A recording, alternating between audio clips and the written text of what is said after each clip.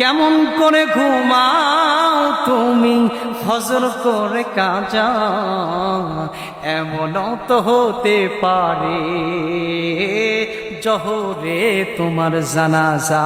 ঠিক কিনা? আজকে ফজরের নামাজ না পড়ে আপনি ঘুমাচ্ছেন, নামাজ না পড়ে ঘুমাচ্ছেন, ফিফা ওয়ার্ল্ড কাপ বিশ্বকাপ খেলা দেখে আপনি ঘুমাচ্ছেন ফজরের নামাজ কাজা করে। আপনার ব্রেনটে এমনটা যদি চিন্তা আসতো, আজকে আমি ফজরের নামাজ আদায় করলাম না, আমার এমনও তো হতে পারে জোহরে আমার জানাজা। ফজরে মসজিদের মাইকে এলান হচ্ছে, আমি আর আপনি নামাজে নাই, যাচ্ছি না, ঘুমিয়ে কাটিয়ে দিচ্ছি। ওই যে একটা কথা আছে না গজলের, মনে আছে আপনাদের? কেমন করে ঘুমাও তুমি ফজর করে কাজা, এমনও তো হতে পারে জোহরে তোমার জানাজা। ঠিক কিনা? দুনিয়া থেকে যে ব্যক্তি নামাজ পড়বে না, যে ব্যক্তি নামাজ আদায় করবে না, সালাত আদায় করবে না, দুনিয়াতে তার জন্য 5টি শাস্তি রয়েছে। কয়টি? 5টি। নাম্বার 1, 1 নাম্বার হলো তার জীবনটা বরকত শূন্য হয়ে যাবে, তার জীবনে বরকত থাকবে না। যে কাজই করবে বরকত যিনি উঠায় নেবেন তিনি কে? 1 নাম্বার হলো তার জীবনে বরকত থাকবে না, বরকত শূন্য হয়ে যাবে, কাজের বরকত থাকবে না, ফ্যামিলিতে বরকত থাকবে না।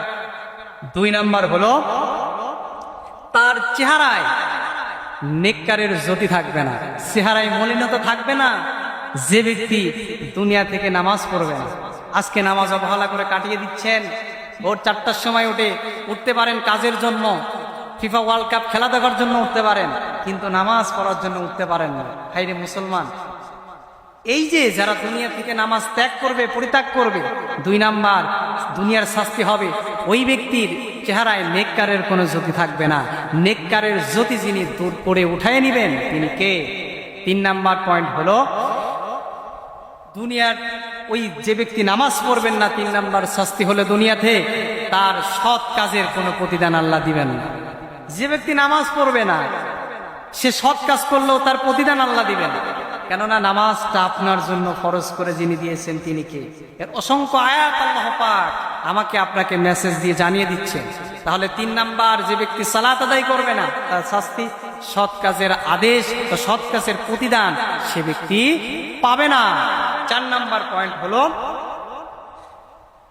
4 নাম্বার শাস্তি, যে ব্যক্তি নামাজ আদায় করবে না 4 নাম্বার শাস্তি হলো সৎ কর্মশীলদের দোয়ার ভিতরে তার দোয়া থাকবে না। অর্থাৎ একজন সৎকর্মশীল ব্যক্তি যারা আল্লাহর কাছে দোয়া করবে তাদের দোয়া কবুল হবে, কিন্তু ওই দোয়ার অংশের ভিতরে এই যে ব্যক্তি নামাজ পরিত্যাগ করেছে, নামাজ পড়ে নাই, এই ব্যক্তির দোয়া তার ভিতরে থাকবে না। যারা নামাজ পড়ে না তারা কখনোই জান্নাতের আশা করতে পারে না। জান্নাতের আশা করলেও আপনি যেতে পারবেন না, কারণ নামাজটা আপনার জন্য ফরজ করে দিয়েছিলেন। আপনি মানসিক শান্তি চান, নামাজ পড়েন। আপনি শরীরের সুস্থ চান, নামাজ পড়েন।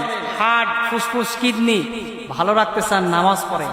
এই নামাজ আপনাকে সমস্ত প্রকার অশ্লীল বেহায়াপনা থেকে আপনাকে বিরত করে নিয়ে আসতে পারে, কিন্তু সেই নামাজ থেকে আজকে দূরে।